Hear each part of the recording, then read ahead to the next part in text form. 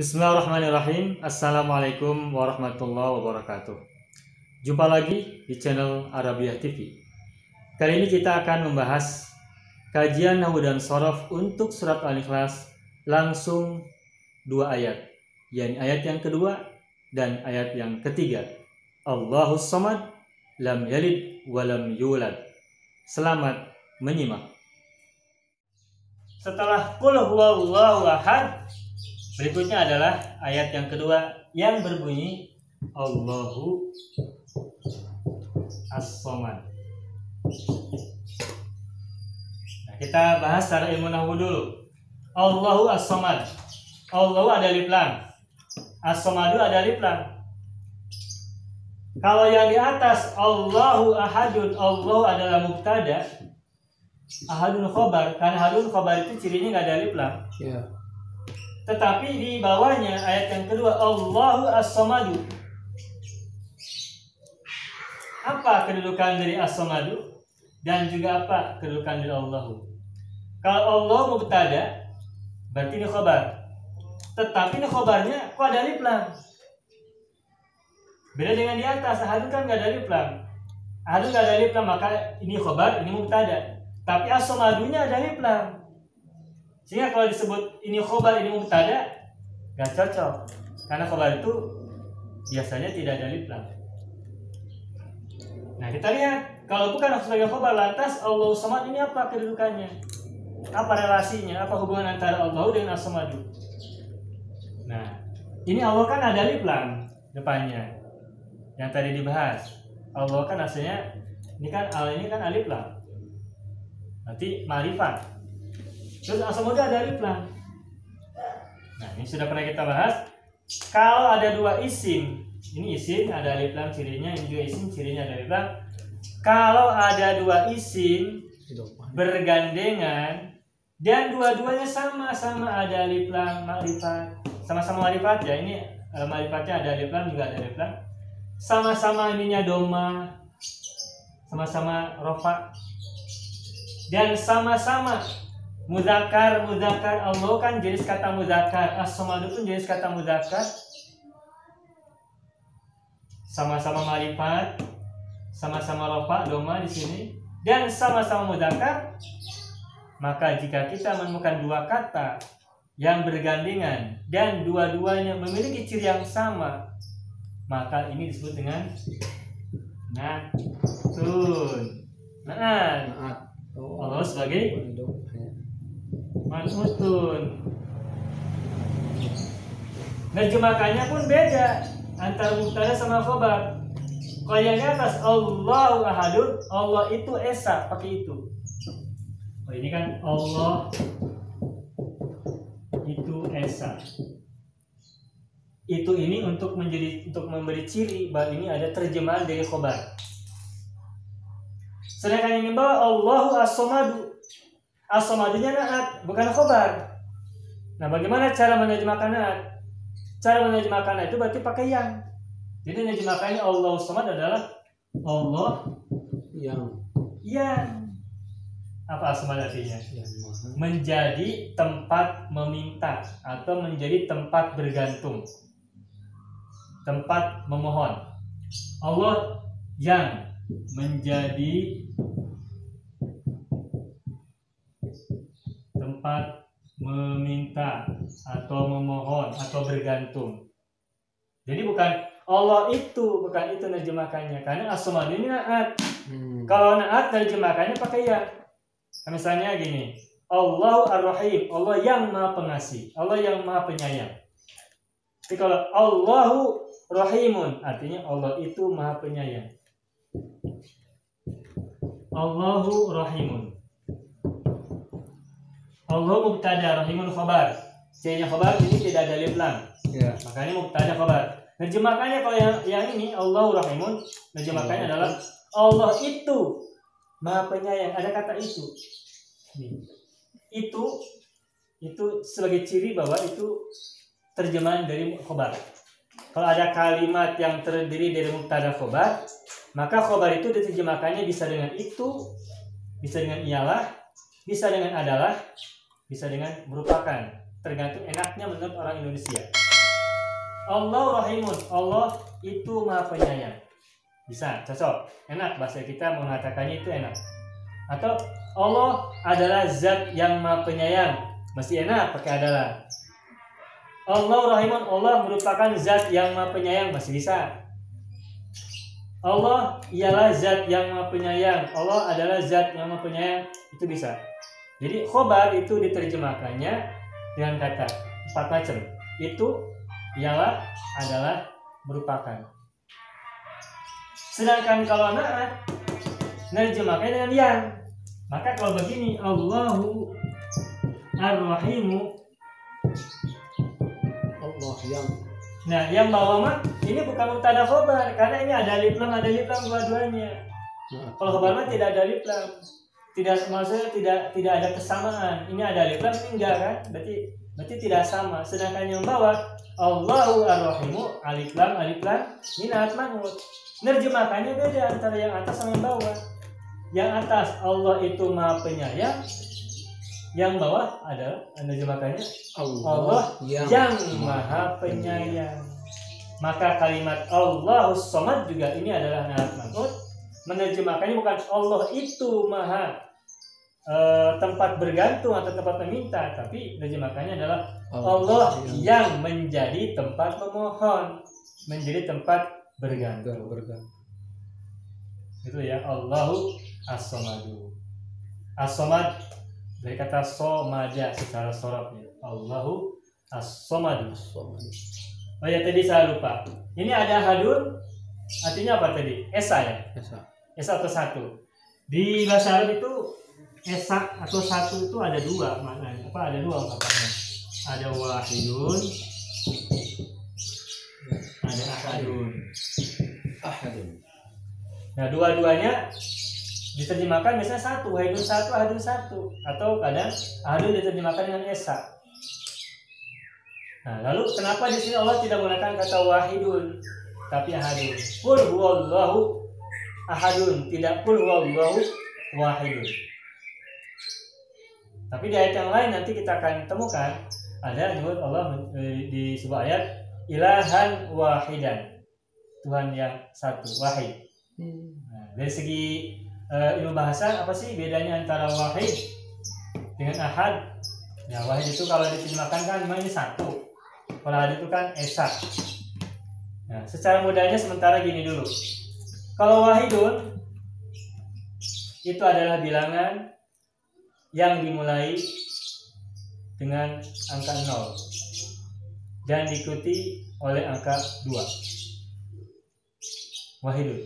Makanya setelah wahidun isnani. Wahidun isnani. Wahidun isnani. 1, 2, 3 dan seterusnya. Sebelum wahidun ada 0, itu disebut dengan kata sifr, 0. Wahidun itu adalah angka bilangan yang diawali oleh 0, oleh ketiadaan, dan diikuti oleh 2, terus 3, 4 dan seterusnya. Sedangkan ahadun tidak diawali dan tidak diakhiri. Tidak ada 0. Tidak ada 0, tidak ada 2. Tanpa ada yang mendahului dan tanpa ada yang mengakhiri. Itu ahadun. Maka orang Indonesia biasa menyebutnya dengan kata esa. Esa itu ya satu-satunya. Itu secara sederhananya. Tapi kalau ada bahasan secara filsafat mungkin bukan di sini tempatnya. Ya. Jadi wahidun sama ahadun, wahidun itu satu, ahadun itu esa. Wahidun bilangan yang sebelumnya ada angka 0 dan sesudahnya ada angka 2 dan seterusnya sampai selesai. Sedangkan ahadun adalah bilangan yang tak bermula dan tak berakhir. Bilangan yang tidak diawali sesuatu dan tidak diikuti oleh bilangan sesuatu yang lain. Itu aja ya. Kita ingin lanjutkan ke ayat yang ketiga surat Al-Ikhlas. Qul huwallahu ahad, Allahus samad. Terus yang ketiga lam yalid wa lam yulad. Nah, lam yalid wa lam yulad. Secara ilmu nahwu, lam ini adalah huruf jazm, harfu jazmi. Jazmi. Dan kata setelah huruf lam, di sini ya, pasti fiil mudhari. Fiil kan ada 4 ya, fiil madi, fiil mudhari, fiil amar, fiil nahi. Nah, kalau ada kata yang diawali oleh lam, berarti kata itu pasti fiil mudhari. Dan lam itu adalah harful jazmi, huruf jazm. Harful jazmi ya, harful jazmi. Apa sih huruf jazm itu? Huruf jazm itu adalah huruf yang masuk ke fiil mudhari dan mengkasroh dan mensukunkan harakat terakhirnya.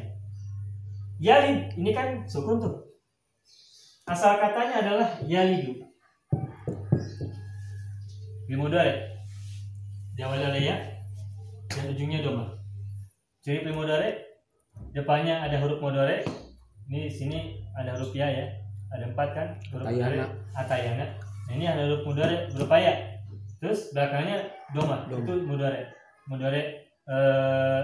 Dalam secara awal pada dasarnya, standarnya gitu. Nah, tapi ketika yalidu diawali oleh lam ini huruf jazm, maka yalidu yang awalnya doma wajib menjadi sukun. Lam yalid.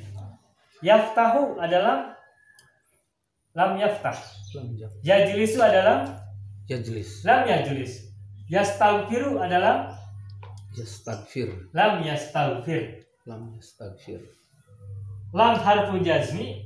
Nah, fi'il mudhari yang diawali oleh lam huruf harf jazm itu disebut dengan majzum.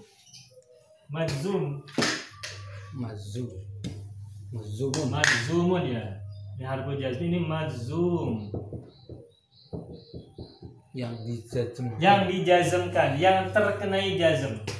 Dan cirinya jazm, alamatul jazmi di sini adalah sukun. Kalau fi'il mudhari domir yang biasa, domir ana, anta, huwa, nahnu, yalidu jadi yalid. Nah, ini secara ilmu nahwu. Sekarang kita ingin sedikit ulas tentang secara sorofnya juga. Yalid ini fi'il mudhari, fi'il madinya apa? Yalid. Walada maksudnya. Bagus. Walada, bagus ya. Walada mudhari'nya yalidu. Oh, kemarin. Nah, coba kita tulis sini ya, walada. Huruf pertamanya apa walada? Wow. Kita coba buat gambaran dulu ya, Misalkan kata fataha. Fi'il madhi fatah. Huruf pertamanya apa? Fa. Nah, coba ubah fatah menjadi fi'il mudhari. Yaftahu.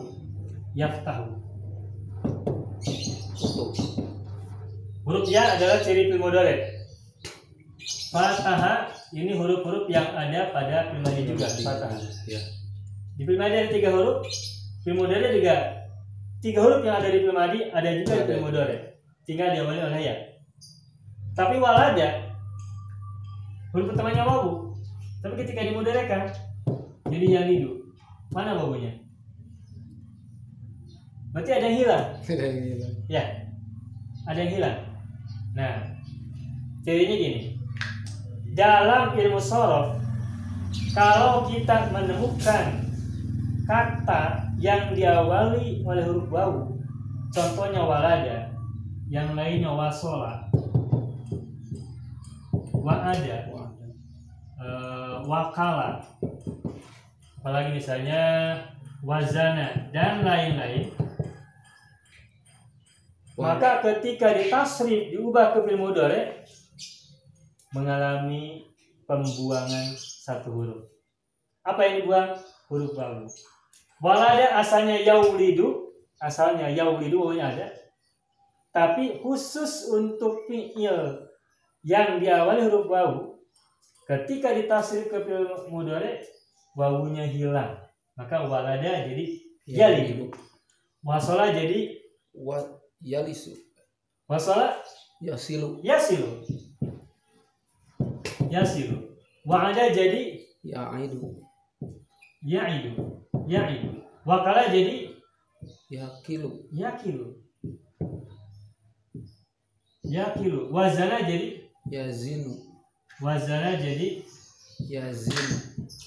yazinu.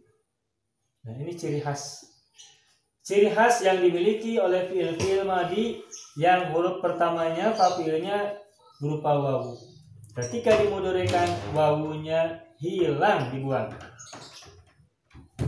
Walada yalidu wasola yasilu dan seterusnya. Nah, pembuangan huruf wawu ini tidak hanya terjadi pada fiil mudhari', tapi berlangsung juga pada fiil amar dan fiil nahi. Wasola yasilu amarnya adalah sil kan, ya mudhari' yasilu si ini. Ini si lagi, ya-nya jelas fiil mudhari', fiil amar kan nggak pakai ya. Jadi sil. Wawunya nggak muncul. Wasola yasilu sil. Wa'ada ya'idu Ain. Wakala yakilu Kil. Wazana yazinu Zin. tuh. Zin ya, bukan jin. Zin pakai zai. Zin. Nah, ini asalnya adalah ada huruf wawu, tapi karena huruf pertamanya wawu dan secara teori ilmu shorof ketika fiil madi yang diawali huruf wawu maka wawunya harus dibuang, baik ketika fiil mudhari' juga fiil amarnya, bahkan juga fiil nahinya. Gimana kalau fiil nahi? Wasola yasilu sil, nahinya la tasil. Wada yang itu La ta'id. Kil La takil. Zin La tazil.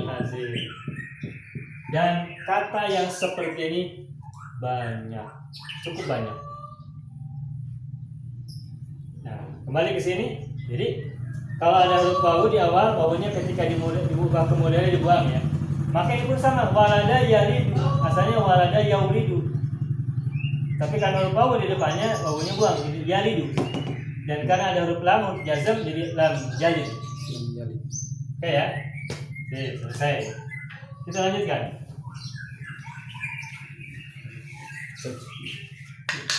Terus di sini ada wawu, lam yalid walam yulad. Apa huruf wawu? Huruf Atop, masih ingat? Harful atfi.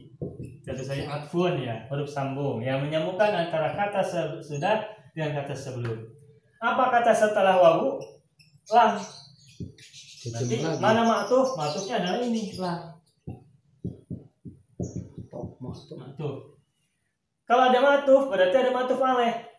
Mana ma'tuf alaihnya? Yulad. Nah, gini. Rumus sekaligus kiat atau tips untuk mencari ma'tuf alaih, caranya adalah cari kata yang sama dengan ma'tufnya. Sebelumnya. Ma'tuf alaih itu pasti sebelum wawu. Ma'tuf alaih itu pasti sebelum huruf athof. Ini huruf athofnya wawu. Ma'tuf alaih itu adalah kata sebelum huruf athof. Nah, terus bagaimana cara mengidentifikasi ma'tuf alaih? Caranya adalah cari kata sebelum huruf athof itu yang sama dengan kata ma'tufnya, kata setelah huruf athofnya. Apa di sini kata yang dimaksud setelah huruf wawu apa? Lam. Berarti untuk mengetahui mana ma'tuf dari lam setelah wawu ini, cari kata yang sebelum wawu yang sama dengan lam. Lam lagi. Berarti ma'tuf alaihnya ini. Ma'tuf alaihnya adalah lam yang pertama. Ma'tufnya lam, ma'tuf alaihnya lam. Lam huruf jazm, maka ma'tuf alaihnya sama-sama huruf jazm. Huruf nafi kan bermakna tidak, ini juga bermakna tidak. Cuman karena lam kan pasti sesudahnya ada fi'il mudhari', berarti ya serangkai. Jadi kalau misalkan mau dirangkai mana ma'tufnya, lam yulad juga boleh. Sepaket lam yulad itu ma'tuf, berarti kalau disebut ma'tufnya adalah lam yulad, nanti ma'tuf alaihnya adalah lam yalid. Sepaket. Lam yalid. Kalau mau misalkan mandiri dipotong-potong. Mana matufnya? Lam. Berarti mana Lam matuf lagi. alainya? Lam juga. Lam sama lam. Kalau matufnya lam yalid, matuf Lam alainya yulad. matufnya lam yulad, matuf alainya lam yalid gitu. Gitu ya. Nah, yulad lam kan huruf jazm. Pasti sudah Iya. mudore. Ya, Cirinya apa di sini? Ada huruf ya. Ya. Huruf mudorenya kan terus kan ada lam, maka ininya sukun majzum oleh huruf lam. Lam harful jazmi yulad fi'lun mudhari'un majzumun Zumun. bi lam wa alamatu jazmihi sukunun, dan ciri atau tanda jazmnya adalah sukun. Sukun. Lah, tadi kan kita bahas katanya kalau fi'il madhi yang huruf pertamanya wawu ketika diubah ke fi'il mudhari wawunya dibuang. Kenapa ini wawunya muncul? Itu lagi. Baru aja kita jelaskan. Katanya kalau ada fi'il madhi huruf pertamanya wawu ketika diubah ke fi'il mudhari amar dan nahi huruf wawunya dibuang. Lah ini kok wawunya muncul lagi. Kenapa? Karena yulad berbeda dengan yalid. Yulad itu memang sama-sama fi'il mudhari, sama-sama fi'il yang berasal dari kata walada. Tetapi ini ada perbedaan. Apa perbedaannya? Yalid ini adalah fi'il ma'lum, fi'il yang bermakna aktif. Sedangkan yulad adalah fi'il yang disebut dengan majhul, fi'il yang bermakna pasif. Majhul. Lam yalid, dia Allah tidak melahirkan. Melahirkan kan aktif, melahirkan kata aktif kan. Walam yulad, dan tidak dilahirkan, mana pasif. Kata yang bermakna aktif dalam bahasa Arab disebut dengan maklum. Kata yang bermakna pasif disebut dengan majhul. Arti awalnya maklum itu adalah diketahui. Majhul itu artinya tidak diketahui. Maksudnya diketahui apa? Dan apa yang tidak diketahui? Maksudnya adalah maklum itu adalah diketahui pelakunya, fa'ilnya. Ya itu fi'il mudhari, pasti ada fa'il. Mana fa'ilnya? Pelakunya Allah. Yang di atasnya sebelumnya. Pelakunya.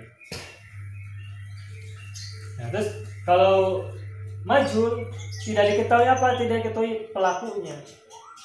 Tidak dilahirkan. Allah tidak dilahirkan. Siapa yang melahirkan? Tidak disebutkan. Tapi Allah tidak dilahirkan. Hanya disebutkan naibul fa'ilnya. Naibul fa'il itu berasal dari maf'ul bih. Nah, tema ini kita tidak akan ulas lebih jauh, perlu bahasan tersendiri ya. Nah, jadi kembali, kenapa yulad wawunya muncul lagi? Karena yulad itu bentuknya ada bentuk majhul, sedangkan yalid ada bentuk maklum. Yang huruf wawunya dibuang ketika fi'il mudhari itu adalah ketika fi'il mudhari itu bentuknya maklum yang bermakna aktif. Tetapi kalau majhul wawunya muncul lagi. Kenapa wawunya muncul? Kenapa wawunya muncul? Ini loh, harokatnya doma sebelumnya. Yang namanya fi'il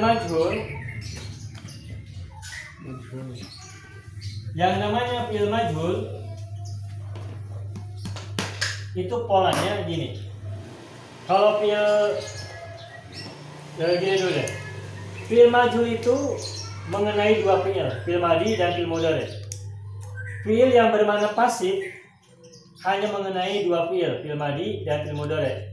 Sedangkan fi'il amar, fi'il nahi tidak bisa dipasifkan.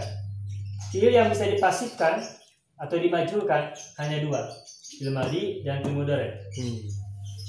Nah, polanya atau wazannya kalau fi'il madhi adalah uia.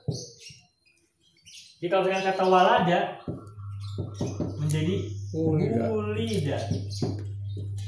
Ya. Uia, ini pola fi'il madhi.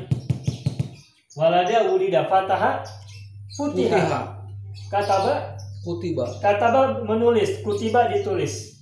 Fataha membuka. Futiha Dibuka. dibuka. Nadhara melihat. Nudhiro Dilihat. dilihat. Doroba memukul. Duriba. Duriba Dipukul. dipukul. Jadi kalau fi'il madhi wazannya, polanya adalah fu'ila. Nah, ininya doma.